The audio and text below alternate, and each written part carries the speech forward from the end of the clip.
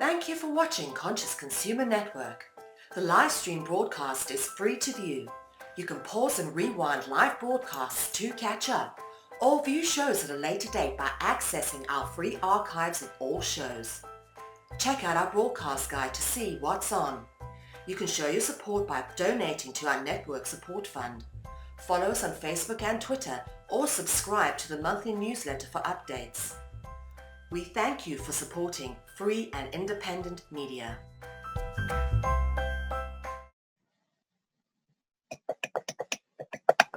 Oh, I'm live. Let's start from the beginning. Have you ever thought how life could be different? Or have you ever thought how come in a world with so many possibilities for a better life, we are still so stuck at the basics? Have you ever stopped to think about what simply doesn't make much sense in this society, or how this modern day inefficiency, despite all technology, affects our lives? Well, the Venus Project has. Hi, my name is Deborah. I'm a teacher. I live in Brazil. And it is a pleasure to be here today to introduce you to the Venus Project. And in the next 12 weeks, the Venus Project points of contact, like me, and volunteers, will be here presenting more about this organization that proposes a feasible plan for social, environmental, and economic change that could attain a peaceful and sustainable global civilization.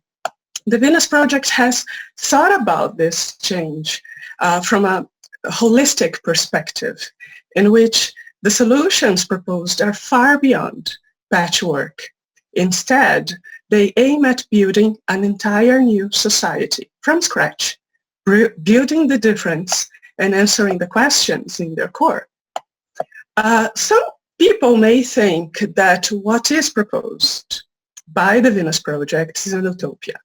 In fact, what the Venus Project proposes is the result of more than 70 years of research. The answers are technical answers, and that won't stop as technology continues to advance. It is technical knowledge versus utopia.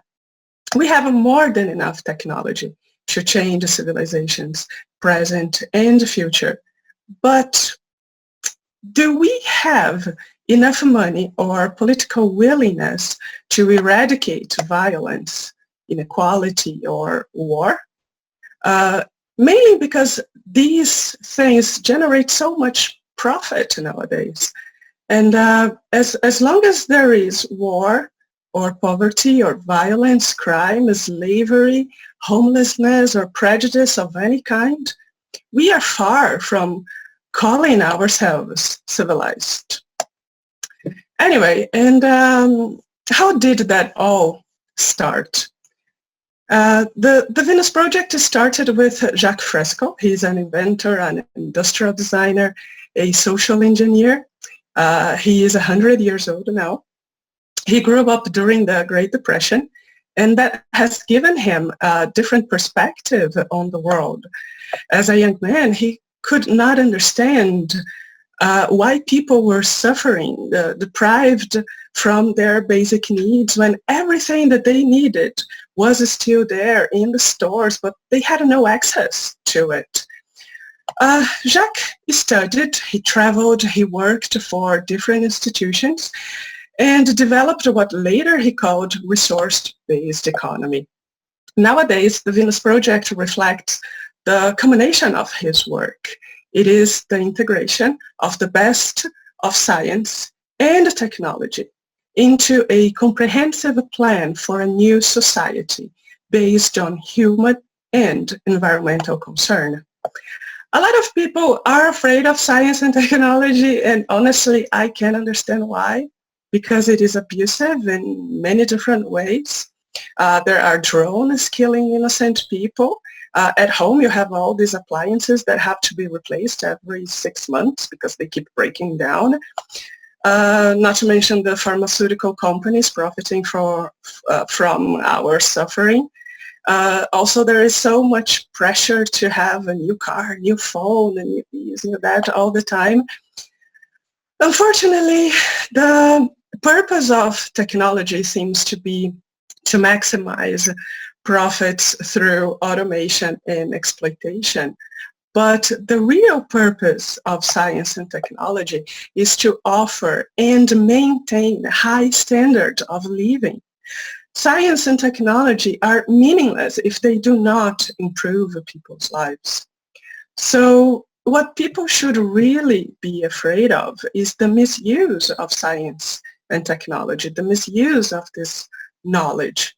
And the misuse of science and technology is man-made. It is not natural. Instead, what the Venus Project proposes is to use technology with a humane approach, and this concept is built into the resource-based economy. Talking a lot about resource-based economy, blah, blah, blah, but what is a resource-based economy? Well, first of all, to understand what I'm trying to introduce here today, we need a new way of thinking. So instead of asking yourself how much that is going to cost, ask yourself if we have enough resources to do it. In nature, resources are abundant. We are the ones who insist in putting a price tag on everything. Unfortunately, we value what capitalism values. How many wars have been made to control resources? How many countries have been invaded because of their resources? I'll tell you something, resources are priceless. And in a resource-based economy, resources are declared human heritage.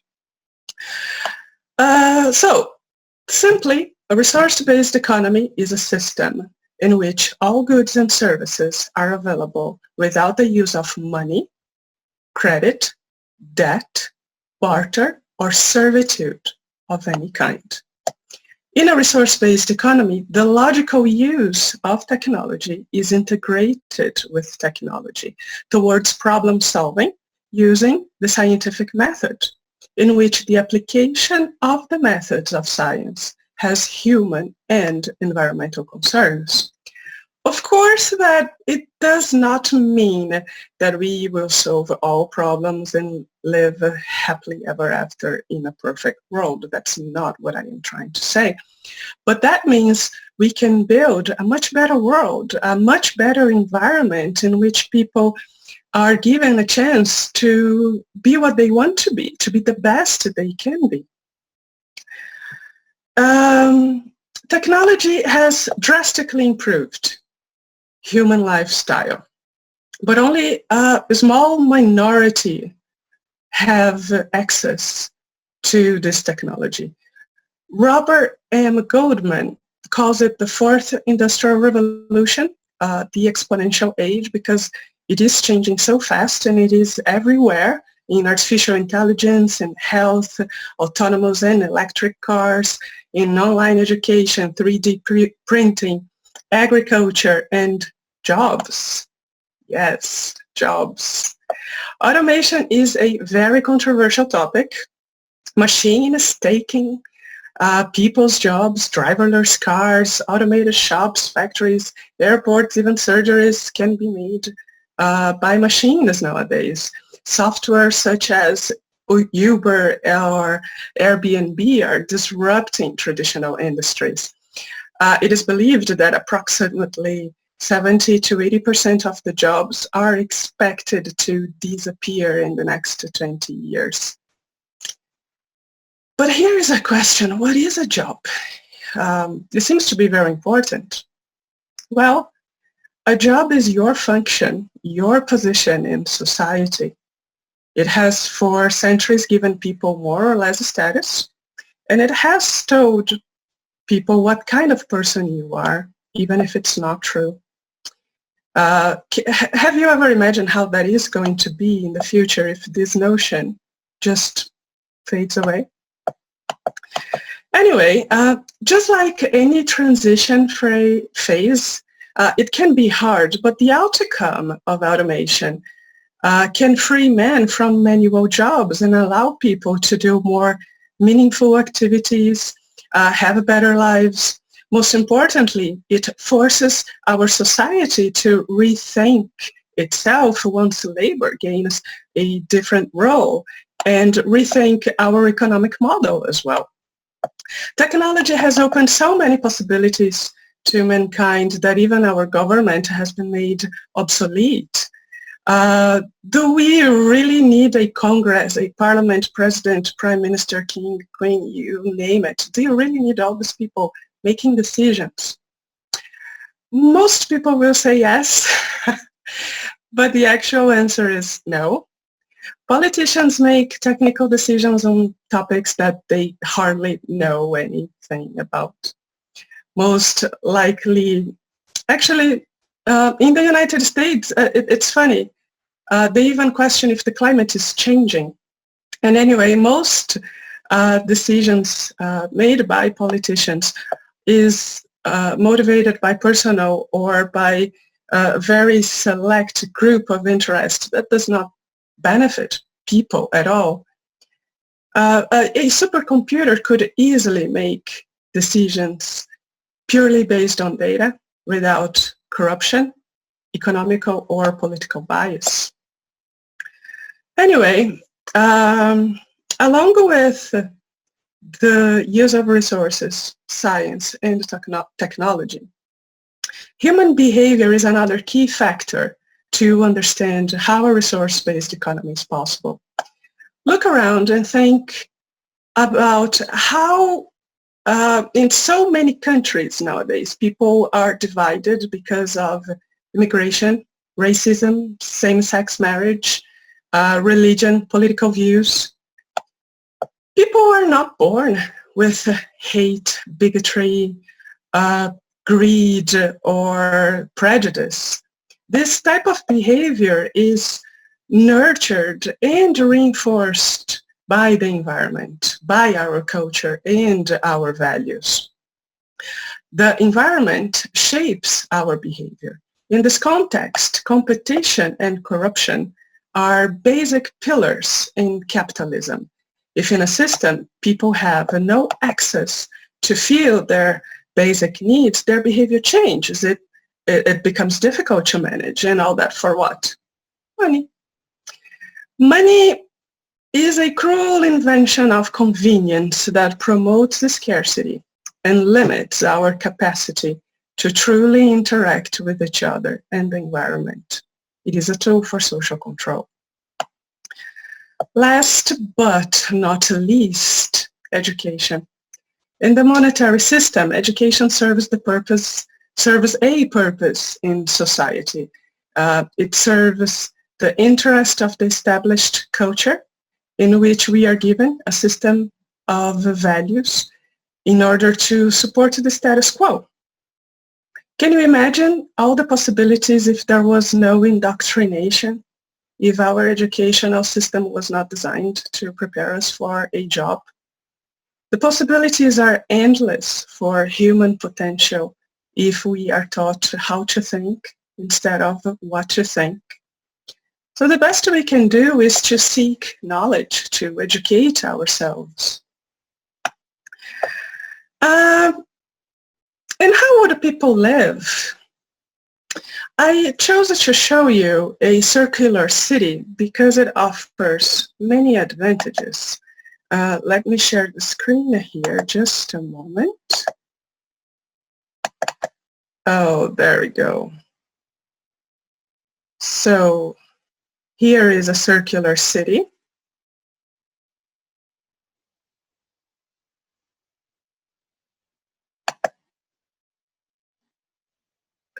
Okay, back to normal. In this in a resource-based economy, all cities would be designed to operate with the minimum expenditure of energy using the cleanest technology available for energy generation, transportation, food production, engineering, and all in which would be in harmony with nature to obtain the highest possible standard of living for everyone in a total enclosure system. In this scheme, only 1/8 of the city needs to be designed. The rest is just reproduced. They could be easily assembled and disassembled when necessary, and people would be free to choose where and how to live according to the capacity of the resources available. It would be far easier and would require less energy to build new efficient cities than to attempt to update or solve the problems of the existing ones. We could have above the ground cities. We could have subterranean cities and cities in the sea as well. But you know what? I'm going to let Jacques introduce you to one of his city models in more detail. There is a clip here waiting for you. Let's see. Right at it. Most of the cities are based on natural configurations, basic designs in nature. The center of the city, the nucleus, will house an electronic computer which only controls water purification, the atmospheric conditions, that is, it controls air contamination systems. They maintain safety, they oversee the environment, maintain ecological balance between animal life and plant life. The center of the city is a university that covers all subjects related to man. There's no courses that are used to exploit or abuse any other human being. All repetitious jobs will be phased out. We feel that machines ought to do the filthy or the repetitious or the boring jobs, that man has to be free to pursue the higher things, the higher possibilities of man. In other words, if this... So you came up with this idea for a round city. A round city, a round governmental branch. And then extending out of it would be the Department of Agriculture, Education, Oceanography, the disciplines. The circular scheme or plan brings each district closer to the central dome, which contains the medical, food, shopping, everything else that people need. The circular arrangement makes it easier to operate using far less energy than any other system. And if you start at one end of the city and go through the city, you always return at the same place. Whereas in a linear city, you go to one end, you have to backtrack to get to the same point. So the circular scheme is by far the most efficient. And when cities are contracted in the future, they will be contracted as a whole, as an entire system. In that way, all of the parts and components would be delivered in stages. Like sequel 1 will be the underground, the heating system, the electric generators, the piping systems, the recycling systems. Then after that, the next layer, which would serve as the first layer that contains the architecture, the foundations for all the buildings, and after that, the erection of structures up from the foundations, starting with the central portion of the city, working its way out to the different radial sectors, and then out to the final housing sectors, and then to the agricultural belt, and then to the recreation areas. The cities themselves are prefabricated. Most of the elements that comprise the structures of the cities are interchangeable, interlocking. They are designed so they can be disassembled just as they were assembled. So the new cities will be updated continuously. As the waters are piped into the cities, they are checked. And to whatever extent contamination exists, the water processing plants evaporate the water, recondense it, and cleanse it. In other words, all waters piped into the city will be monitored constantly, not by a monitoring system, but several monitoring systems. The same is true of the air above and around the city. It's constantly monitored. All of the rooftops are photovoltaic. all of the skin, outer skin of the building, converts solar radiation into electrical energy. As we move beyond the third sector, we come to tennis courts, parks. Beyond that is the residential district, which consists of lakes, waterfalls, all kinds of beautiful plants throughout the area. And each house is concealed by plants so you can't see another building. Some people prefer, as in the next sector, to live in apartment houses. The apartments have drama groups, recreation swimming pools, discussion groups, and so many other facilities. The disadvantage of living in a private home is you would have to go to the various places to access the same things. Instead of motor vehicles in the city, all transportation is carried on by circular conveyors that we call transveyors. They move radially, circumferentially, and vertically. They serve the function of elevators, buses, conveyors. But if you wish to go to another city, you can take an elevator down beneath the Central Dome, which has maglev trains, etc., that will transport you to the center of any other city or any other region.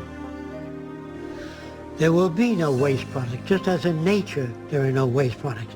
All materials that we would formerly call waste would be recycled and converted into new products. And that when the city hits a certain number of people, we stop the development and let everything go back to nature between this and the next city.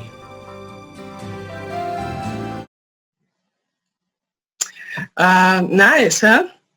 Personally, what fascinates me the most about the cities is that the technology to live this way, as Jacques has just described, already exists. This technology exists. We could be living like that. We just don't, unfortunately. Well, now that we know how that could be, how can we reach that? How can we reach a resource-based economy? Well, we are currently going through the transition. There are 3 phases for the transition. The first one was the construction of a research center in Venus, Florida. It is there that Jacques and his associate, Roxanne Meadows, present the proposals of the Venus project. The research center is also open for guided tours for people who want to support or learn more about the group. Also, there is a wide range of materials such as videos, CDs, DVDs, models, and books that have been created to help raise awareness about the project and its proposals. This material is also available online on the Venus Project website. The second phase is the production of documentaries and a major motion pictures. Right now, there have been 3 documentaries made, and they are available on the YouTube. The first one is this one here. It is called Paradise or Oblivion. Just a second, I am gonna get it for you. There we go, and now I have to share the screen. Ta-da! Paradise or Oblivion is a very comprehensive introduction to the Venus project and what a resource-based economy is. So I'm gonna go to the next one. Now I didn't have to stop sharing. Sorry about that, folks. Let me go back here and, yes, I was right at first. I have to change here. Okay. Just a minute. Initial page and next slide. Just because I was talking about the technology, I can't open it. Okay, no, that one. Okay. Okay, so there we go. Now I'm back. Yeah, now I have the right one. So Paradise or Oblivion, which I have already showed you. Future by Design, which is more comprehensive. It covers the work and the research done by Jacques and Roxanne. It gives more details about the Venus Project and the resource-based economy. And the third one is this one here. One more second. There we go. That was released this year. It's called The Choice is Ours. It brings a lot of information that you can find in the previous documentaries, but it goes beyond. It touches other subjects such as love, spirituality, consciousness, okay, human behavior as well. But that's not all. There is still a full-length feature film to be made, and this one will depict how the world would be in a resource-based economy. This motion picture would provide this a positive vision of a peaceful society in which all human beings would live like a global family on the planet. The third phase of the construction, The first phase is the construction of an experimental research city to test its designs and proposals. It has been recently announced that the nonprofit organization that will build the research city has already been formed. The blueprints and most of the initial technologies and buildings have already begun. So the Venus Project is currently working towards the construction of this first experimental city. Is that all? No. There is still the Venus Project Activism. The Venus Project Activism is a global organization of POCs. I am one of them. And these POCs have local teams around the world. The goal is to raise global and local awareness about, the global awareness of the Venus Project and the resource-based economy. If you wish to contact the Venus Project Activism or get more information, I'm going to ask to have the email on the screen, please. And then you can have more information if you want to contact our admins. And also it is good to mention that the Venus Project Activism is a separate group working in collaboration with Jacques and Roxanne Meadows. So until the end of November, the points of contact and volunteers will be here presenting and discussing topics such as technology, communication, human behavior, education, values, the book The Best the Money Can Buy, as well as myths about the Venus Project, among many other topics, to give you a better understanding of what the Venus Project is about, and trying to show you that there are other possibilities for the humankind. To wrap things up, once I was asked if the Venus Project's aims and proposals could not be attained by capitalism. But then in my mind, I was thinking maybe the real question is, why hasn't capitalism solved these problems yet? These problems have been around for so long, and lately we've seen the increase of inequality and issues all around the world. The current institutions that rule our lives are so old. Their answers were maybe good enough 200 years ago, but the world has changed a lot, and these old models do not represent our reality if they once did. Neither they can translate our potential. What I am trying to say here is that the history of mankind is a history of change. The Venus Project proposes far more than technological cities. It proposes to change the system. It proposes a new way of thinking in which our knowledge, science, and technology is used to solve our problems. To look at things as they are. There is no utopia in being logical and technical.